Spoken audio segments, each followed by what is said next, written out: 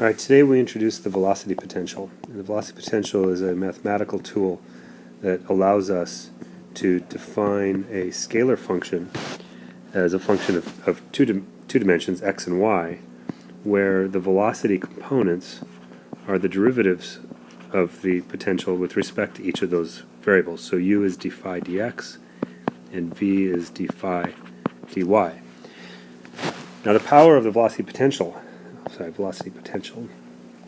is that if you use the velocity potential, then you automatically satisfy a condition of irrotational flow.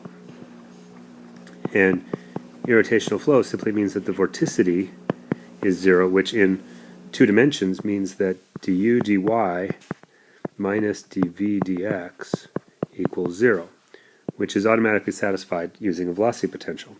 If you also apply mass conservation, then you have an additional constraint on the velocity potential. So the mass conservation is just the divergence of the velocity field in two dimensions, or du dx plus dv dy is zero.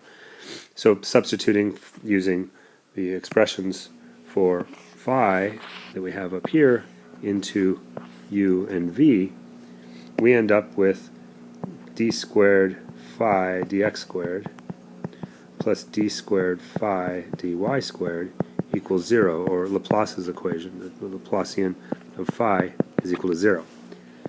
Now we could have equivalently used a stream function.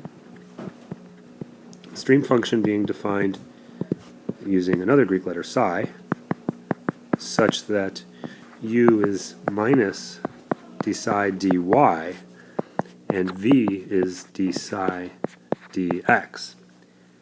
Now this function automatically satisfies mass conservation, but as soon as we apply an assumption of irrotational flow that the vorticity is 0, we get again Laplace's equation, but now applied to the stream function. So in either case, Laplace's equation is the fundamental description of our dynamics.